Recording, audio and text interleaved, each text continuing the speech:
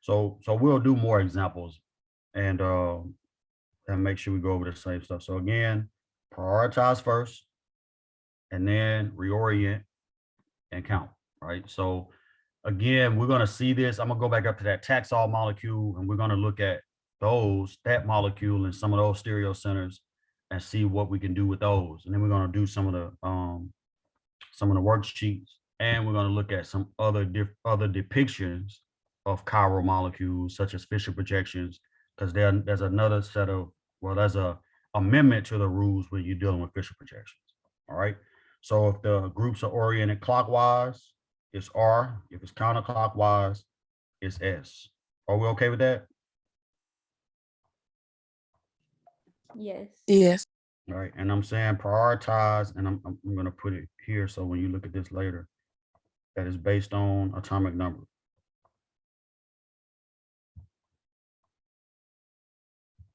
Based on the atomic number. All right. So what would the enantiomer of that molecule, what would the configuration be for the enantiomer? What is the enantiomer? What's the definition? I heard it. Go ahead. Say that again. R. R by default.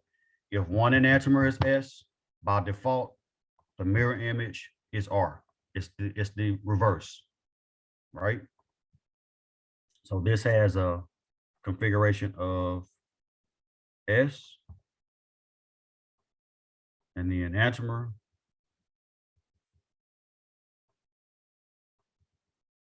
will be R, right? And we can show that. We can draw the mirror image of that. Let me see if I can make some room down here.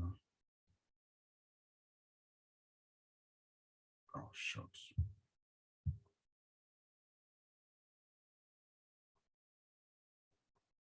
All right, let's shrink that down just a tad. Right, so if I take, I'm just going to redraw it.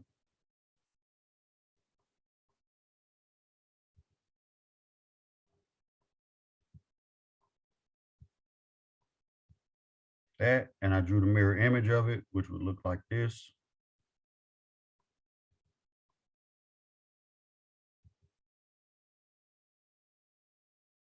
Right, the mirror image should be S. I'm sorry, R. It should be R. How would you draw the mirror image? Let's go ahead and prioritize it. 1, 2, 3. How would you draw that in the steering wheel?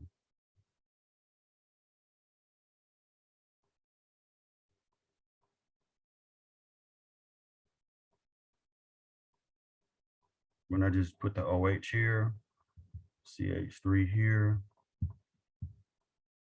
and the NH2 here. Is that right? Yes, sir. Yes. So I'm gonna put the priority back, the numbers back in. This is 1, that's 2, and that's 3. And you can see right away, when I count to 3, it's going now clockwise, isn't it? All right, so by default, the enantiomer is going to be the opposite. All right, so if you have a 1 enantiomer, that's R. The mirror image of that is going to be S. If you have it, if it's S, the mirror image is going to be R. Right, it's always the reverse. So let's go down to, actually, let's go back to Taxol. Right, and let's see if we can figure out a couple of these. All right, so let's look at, so here, these are not written as just simple tetrahedrals. So I'm gonna show you a, when you have a skeletal form, there's a shortcut that you can apply, and I never teach shortcuts, but I'm gonna show you this one. Don't tell nobody. All right, so I'm gonna put my H in. H is up, right? Is that right? Yes. It's on the wedge, nitrogen is on the dash. All right, let's prioritize that. So this is my chiral center. Everybody agree that carbon is a chiral center? Yes. Okay, so let's prioritize it. What group? At first, let's find the groups. So I'm gonna give them all different colors. So we got nitrogen up here. We got a carbon over here. We got a carbon over here. Is that right? Yes. And then hydrogen. So we already know that this is going to be 4. Is that right? Yeah. So of the other 3 groups, which one is going to be 1? Oxygen. We're only looking at the groups that are directly bound to the chiral center, though. The nitrogen. So nitrogen is going to be 1. Good. And then you have 2 carbons, one on this side and one on this side. Which one do you think is going to be 2? The one bound to oxygen or the one bound to another carbon? The one that's bound to oxygen. So this is going to be 2, and by default, that becomes 3. Are y'all following that? It's all based on atomic number. And then there's another rule that applies when you're comparing carbons that have multiple bonds, right? We'll find an example and we'll talk about that too, right? So what do you see right here? H is on a wedge though, but if we counted this, which way are those groups oriented? Is it clockwise or counterclockwise? Clockwise. Baby. It's clockwise, but because H is on a wedge, We gotta flip it. got to flip it. So we're going to say it normally it would be R, but it's S because group 4 is on a wedge. I have a question. Go ahead. So we said that the H had to be wedged because the nitrogen was already dashed? Or Yes. That's exactly right. Because remember that carbon is a tetrahedral. And so if one group on that carbon is on a dash, the other group that's attached by default has to be going the opposite direction on a wedge. Because if we were to just draw that out, it would look like this, right? That's sloppy, sorry.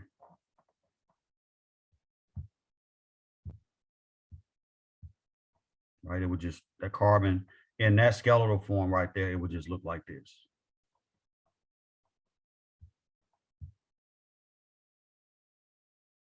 Right, but the fact that it's shown with the stereochemistry, these top 2 groups up here are going to be wedged and dashed, right? One of them is going to be wedged and one's going to be dashed. That's why it looks like that. It's because of the geometry of carbon. okay, thank you. What about the next one, where the OH is? Let's do that one. Can we prioritize that real quick? Let me pick some different highlighter. So we got an OH here. We have a carbon on this side, and we have a carbon on this side. Are you following? And then what's on the wedge? Hydrogen. A hydrogen. Hydrogen. Hold on, let me keep those other numbers in there. So I'm gonna switch pens. All right, so there's a wedged hydrogen right here. Good. All right, what's highest priority of those groups? We know hydrogen is 4, yes? The oxygen. Oxygen. So that's going to be 1. And then you got 2 carbons. Which carbon do you think is higher priority? The one with a single bond to nitrogen or the one with a double bond to oxygen? Double bond. Double bond. This one. That's 2.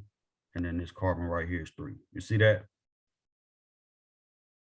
Because again, in this case, and let me kind of back up. In this case, you have 2 atoms that are identical. So 2 carbons. So in order to determine which one is higher in priority, you have to go to the next atom, right? In the succession. And so for this carbon right here, the next atom is nitrogen. And for this carbon here, the next atom is oxygen.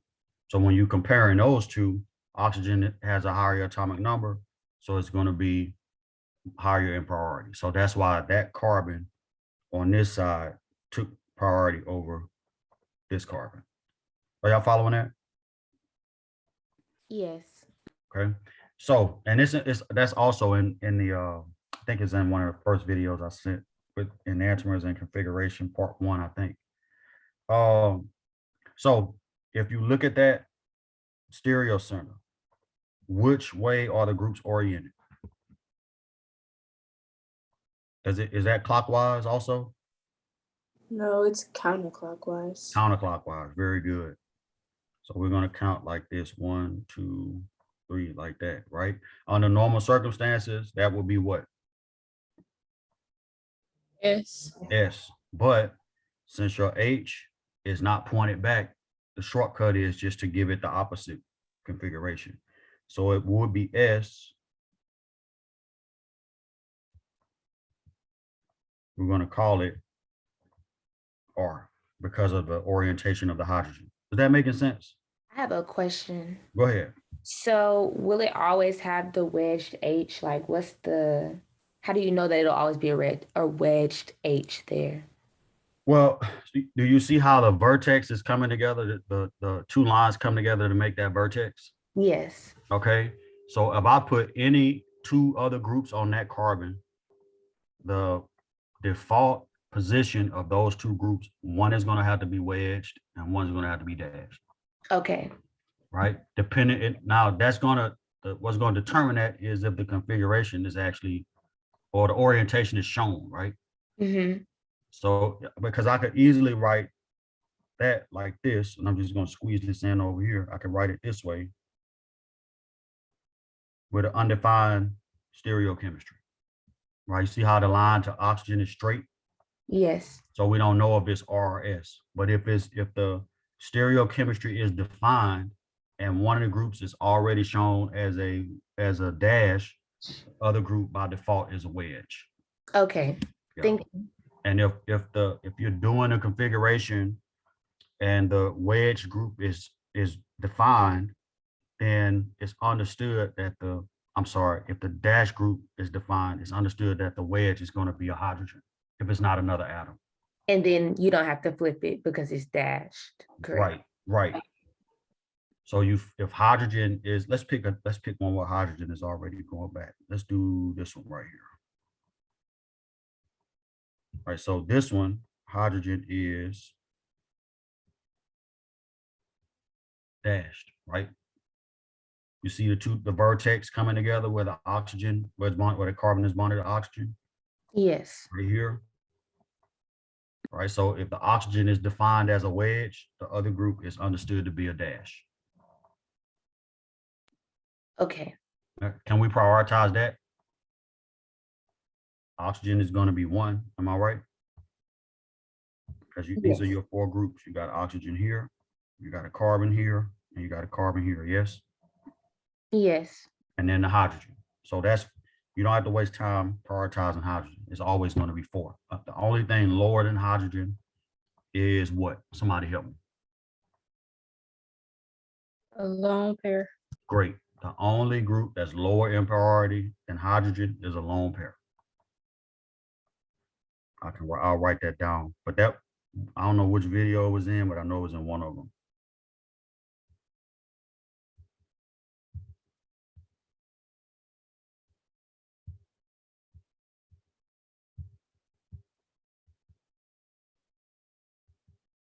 All right, so only a lone pair is lower in priority than hydrogen. All right. So oxygen is going to be 1. Is that right? Then I got 2 carbons over here. 1 here. Wrong pen. 1 here and 1 here. Which one do you think is going to be 2? You got a carbon on each side. So what do we have to do to determine that priority? It's gonna be the one that's double bonded to the oxygen, right? Very good. It's going to be this one. Because both of those are carbon, I got to go to the next atom. Since they both happen to be have a double bond, right? The next atom is, in this case, carbon, and the next atom here is oxygen. So the group on the right is going to be higher priority. So that's 2, and then that's 3. Are we following? Any questions about that?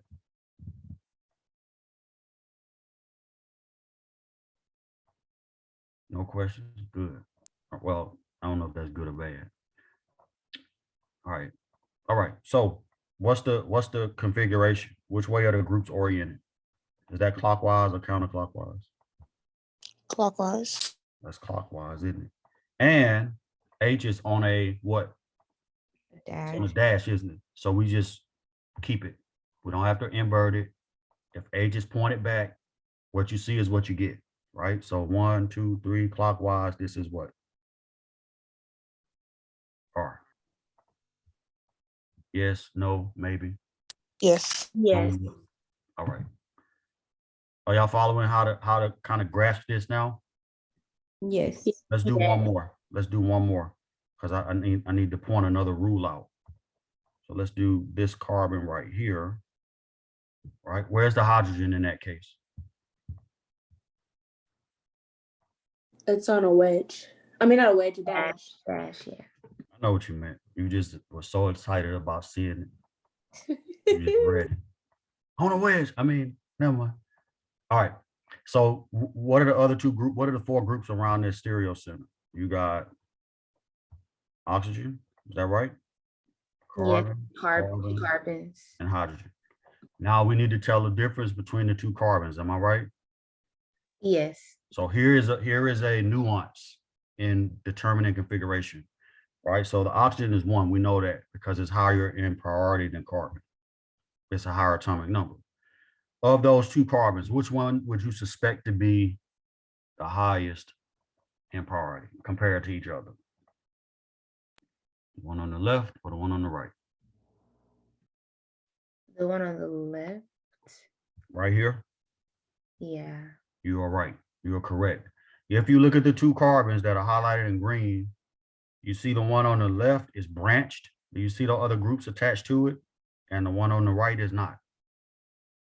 Right? So this is, let me see if I can squeeze this in here.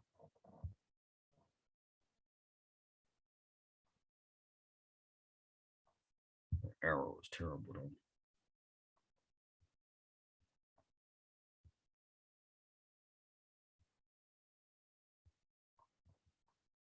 So branch carbons take priority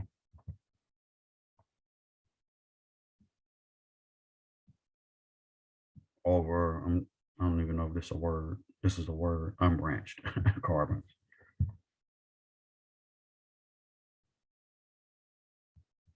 Following? Yes. So a branch carbon is going to be higher in priority than an unbranched carbon. Right, so that's going to be 2, and then the other side is going to be 3. Right? Is that RS? That's going clockwise or counterclockwise, isn't it? If we count to 3. Yes. It's gonna be A. And the H is already back, so it's S.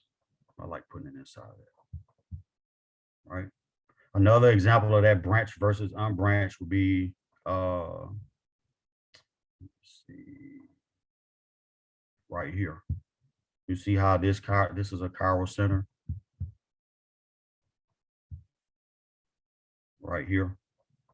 That's a chiral center, isn't it? It just happens to be quaternary. But you can see that there's a carbon on this side and a carbon on that side. Which one do you think would be higher in priority between top those one. two? The one that's branched. You following?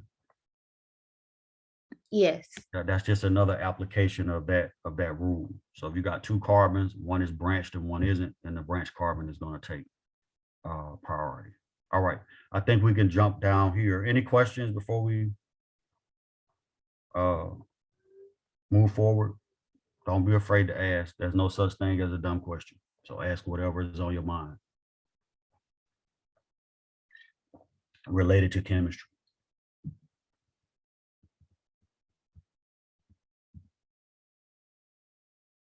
All right. If not, we're going to do some. Let's go down here and let's look at these examples, and we're going to work through each one of them. We're going to draw the mirror image, and then one of these, yes, 3 we'll get into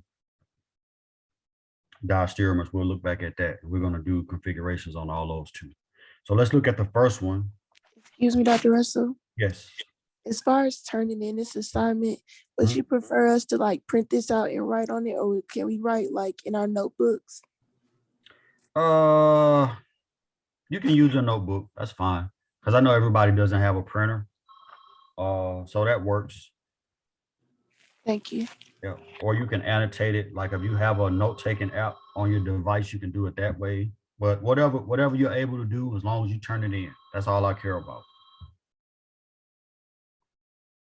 Let me cut this out and put it on another page.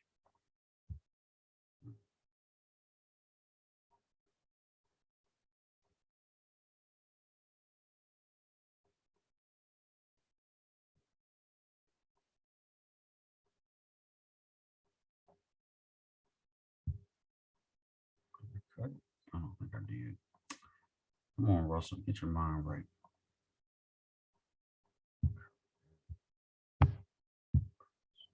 All right. So this one just ask us to do something simple, but we're going to actually expand this question. This first one is what we call a Fischer projection. Can never remember if it had, I think it has a C in it.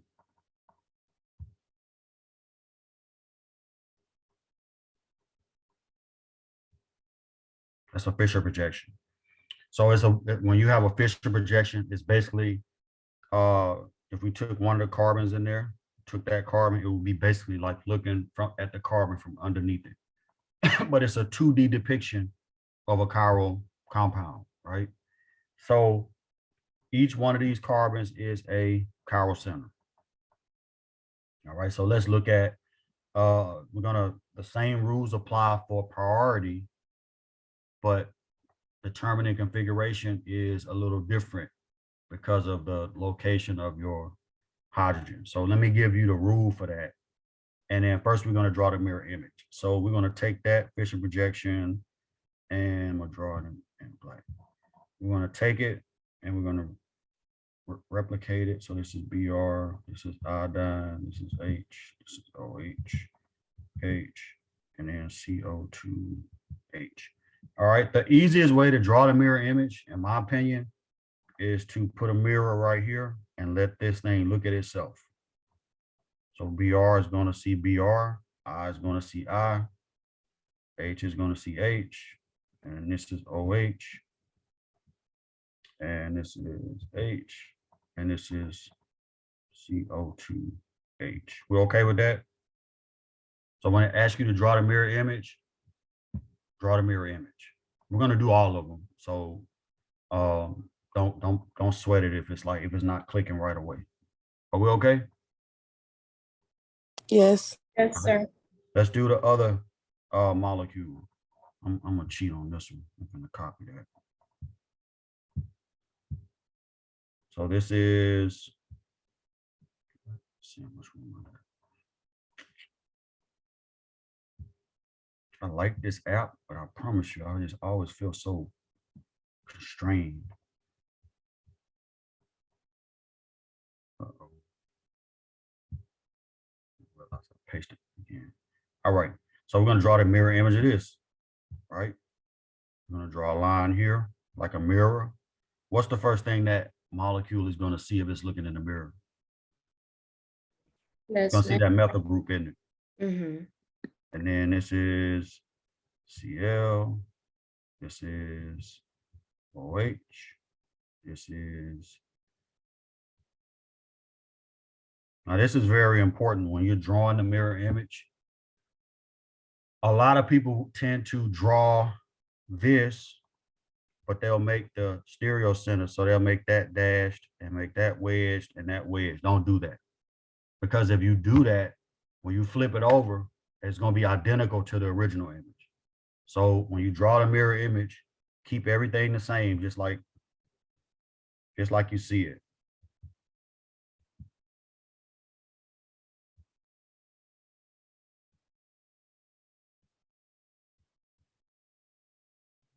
Are y'all following that? Does that make sense? Yes. Unless you flip it over, because there's another way to draw it, right? If you flip it over, then you're going to reverse everything. But if you're drawing it like it's looking at itself, just leave the stereo centers how they are. Right? Otherwise, what you're drawing is the original, is just turned over. Right? So we don't want to do that. All right, let's take the last one and we're going to draw a mirror image of that. Come on, boy, get out. Come on. You want to do that?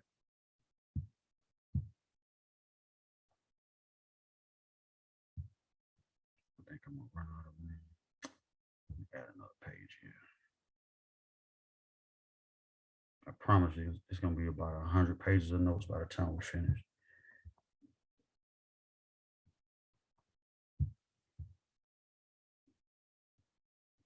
All right. So if I draw a mirror here,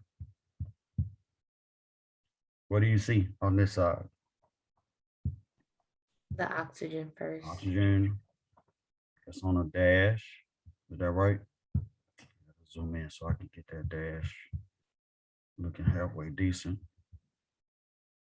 Now it looks worse. And then this is here. Is that right? The OH is here. And then nitrile here. Yes, no? Is that right? Is that, oh, that's a triple bind with this over here? Yes. Okay. Yeah, it's a nitrile group or cyanide group. We're okay so far? Yes. Yes. So we got the mirror images. What I want to do is expand the example and we're going to go back. Let's go to the Fischer projection first. And let's figure out the configuration of each stereo center in this Fischer projection. And the reason I want to do that is because all these skills run together, right? Everything is connected. So if you can do one thing, you should be able to do the configuration. And if you can do the configuration, you should be able to determine what the configuration is for the isomer and whether it's an enantiomer or a diastereomer, right? We know that we drew the mirror image, so we know it's going to be, you know, these are going to be enantiomers, right? Let's why y'all ain't tell me this H looks so bootleg down here?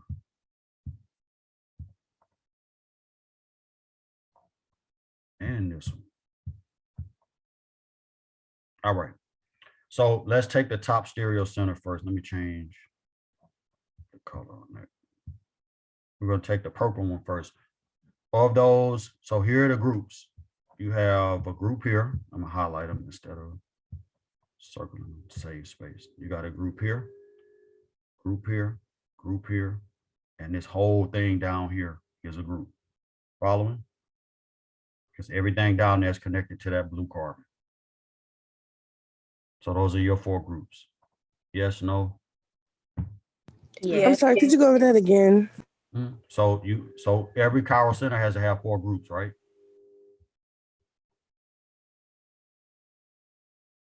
Right. So on the carbon that's circled in purple, right? You have bromine, you have the carboxylic acid, and then you have the hydrogen, and then this carbon that's circled in blue is attached to it. So that's the 4th group.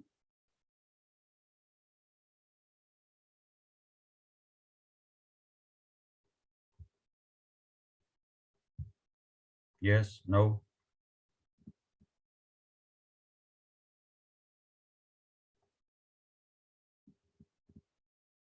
Maybe. You're saying that's the 4th group, not in like priority, but that's It's another just the group 4th that's thing attached. that's the 4th substituent, yes. Yeah, got it. Okay. Great question. All right. Now, the CO2H, what is that? What functional group is that? Anybody remember this from part 1? Let me Is see it how much.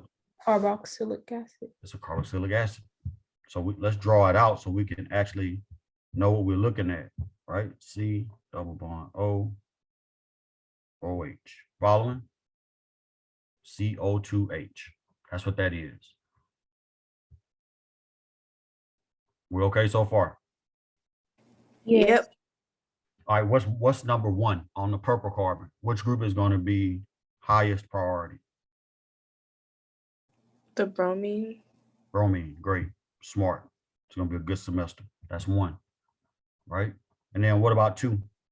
You got two choices, right? You got the top carbon, where the carboxylic acid is. You got the bottom carbon.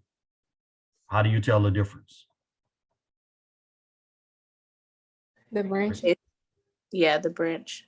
Okay, let me clarify what I mean by branched. I know what you mean. Are you saying the top carbon or the bottom carbon? I was saying the bottom one because Carbon. branched and then the iodine. Okay, good. But look at the carbons, right? So this top carbon is bonded to oxygen 3 times. Right? It's got a double bond to oxygen and a single bond. You following? Yes. And then the bottom, the blue carbon, has a single bond to oxygen. So when you're comparing those two, it's the carboxylic acid that's going to win out. When we talk about branching, we're talking about a carbon. See something. Let me draw a quick example, something like this, where you have a carbon here, and then this is your chiral center. We'll just say X, and then you have a carbon next to it. So these carbons, when you're comparing those, that's what I mean by branching. I mean alkyl branching. Mm. Does that clarify that somewhat? A little bit. Yeah. I thought I had it, but okay, got it. Yeah, got that's it. okay. That's okay. But it's good to make the attempt so that if you don't have it, you get corrected now and not on the exam. That's the best thing about class. You can speak out of turn, say the wrong answer, and if it's wrong, you get corrected. And then when you sit on a test, you get it right. Wouldn't you much rather get corrected for no deduction as opposed to getting corrected with a -2 or -3 points? Yep. Yeah. So that's why we do this. We make all our mistakes here. So when we get to the test, we don't make the same mistakes. So when you were saying about this carboxylic acid, because it's double bonded to the oxygen, like in terms of atomic mass, does that mean it would be 32 instead of No, no, no, no, 16? no. No, it's just the number of bonds. That's a great question.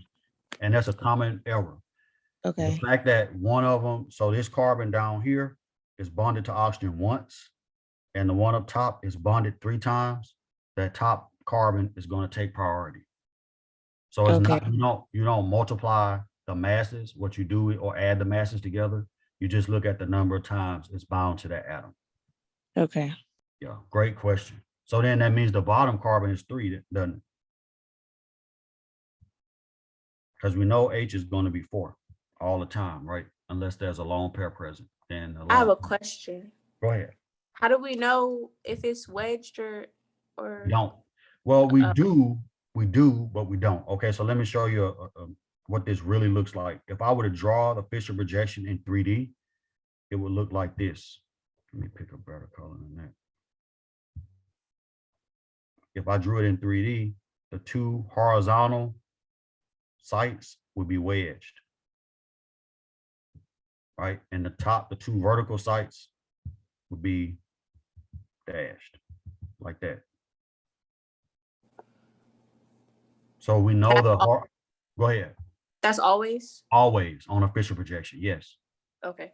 So the horizontal sites are always wedged coming out of the page at you. If I had a model, I could show you.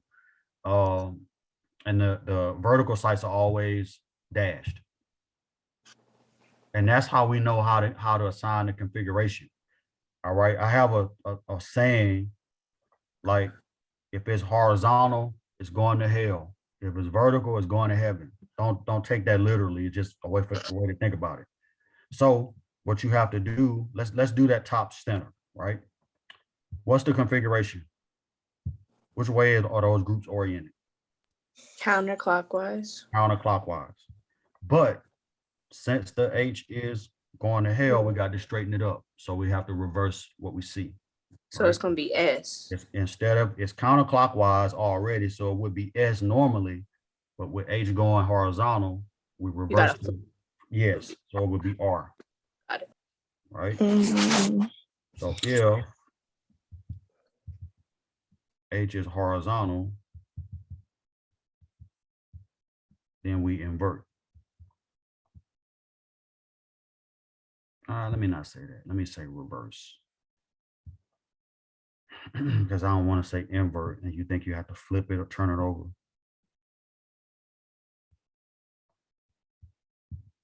You reverse the configuration. Are y'all following that? So normally it looks like it will be S because it's counterclockwise, but the fact that H is horizontal, we have to give it the opposite configuration. It's the same like the shortcut we were doing above. If it's going to hell, reverse it. If it's going to So heaven, you, keep it. sorry, Go ahead. you only do that in cases of hydrogen, or you do that for the fourth configuration all the time? Well, if the fourth group is not a hydrogen, if it's something else, then yes. Whatever the lowest priority group is. If it's horizontal, you're going to reverse the configuration. If it's vertical, you're going to keep it. Let's do the bottom one because we run out of time. Then we'll see the inverse of this rule. So what's 1 on the bottom? OH. Oxygen, good. So this is, let me erase that. That's 1, right? This is 4. We know that. Am I right? Of the two groups, the carbon and the iodine, the purple carbon and the iodine, which one is going to be 2? Oh, hold on. This is Why 1. is the oxygen? Oh, never Yeah, mind. that's 1. Yeah. I got excited. And between oxygen and carbon, which one is going to be 2? Regardless of what's all attached to that carbon now, it doesn't matter. We're looking at the first atom. So this is oxygen. And come on, Russell, get your mind right. Oxygen, and that is 3. Yes?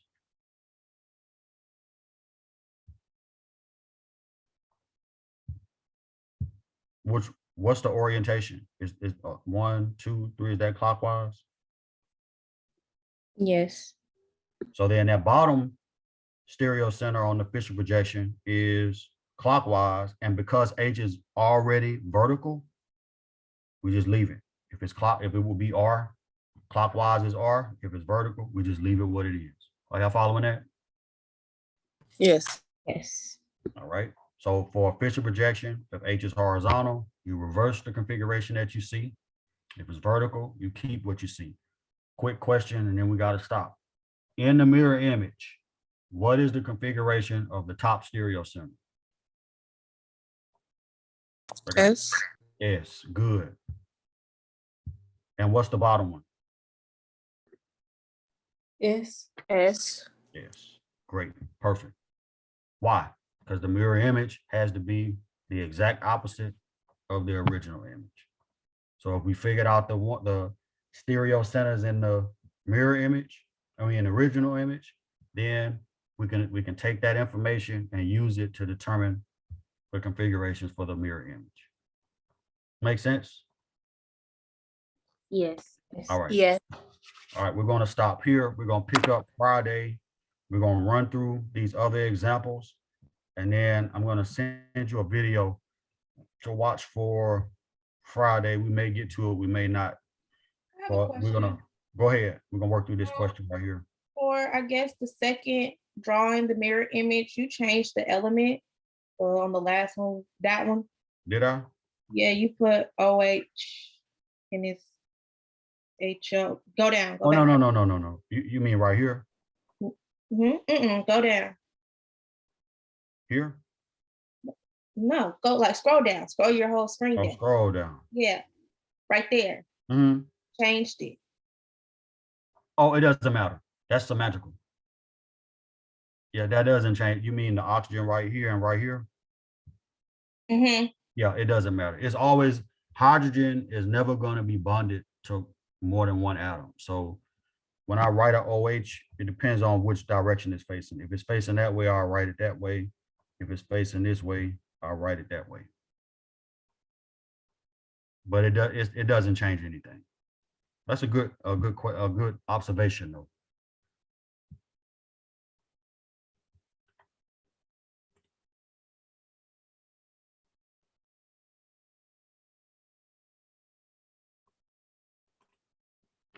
All right, any other questions?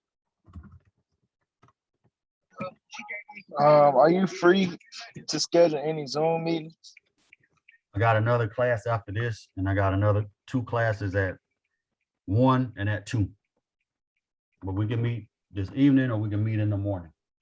Okay, what time in the morning? Could you email me the Zoom link?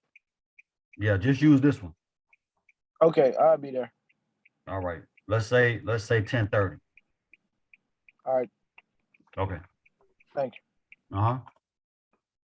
So this will be due on Friday when we finish it? No, Okay. it'll be due when we take the test. Oh, okay. All right, let me stop recording. Any other questions about anything?